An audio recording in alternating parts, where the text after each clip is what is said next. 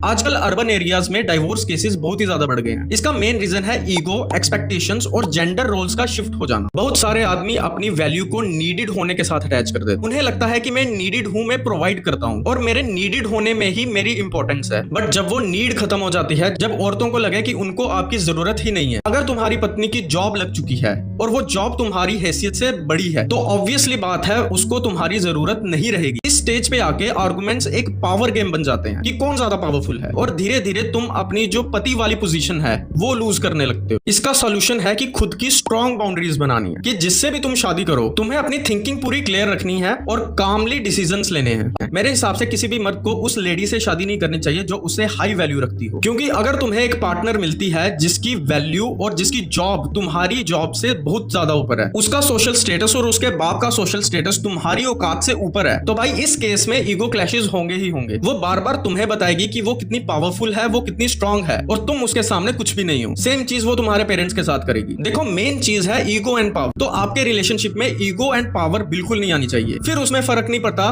कि वो किस पोजीशन पे है या तुम किस पोजीशन पे हो। लेकिन हाँ, अगर तुम्हारी ईगो या पावर बीच में आती है या तुम्हारी कन्वर्सेशन में ईगो या पावर बीच में आती है, उस केस में तुम्हें अपने से ज्यादा स्टैंडर्ड की लेडी से शादी नहीं करनी चाहिए। सो रिलेशनशिप एक चॉइस है जो तुम्हें करनी है अपनी लाइफ को बेटर बनाने के लिए, ना कि उसको झंड बनाने के लिए। अगर तुम्हें एक ऐसी पार्टनर मिली है जो तुम्हारी रिस्पेक्ट करती है और साथ में ग्रो करना चाहती है, that's make your life more powerful and smooth. फिर पोजीशन से फर्क नहीं पड़ता कि वो किस पोजीशन पे है या तुम किस पोजीशन पे हो। बट अगर ऐसा नहीं है, अगर तुम्हारे बीच में ईगो क्लैशेस करते हैं, देन प्रॉब्लम एग्जिस्ट। उसकी औकात का बड़ा होना और तुम्हारी औकात का छोटा होना रिलेशनशिप को टॉक्सिक बना देता है। तुम्हारी डिग्निटी मिट्टी में मिल जाती है। सो सिंपल सी चीज है, सिंप मत करो, चेज मत करो, be confident and B powerful. और रियल स्ट्रेंथ क्या है?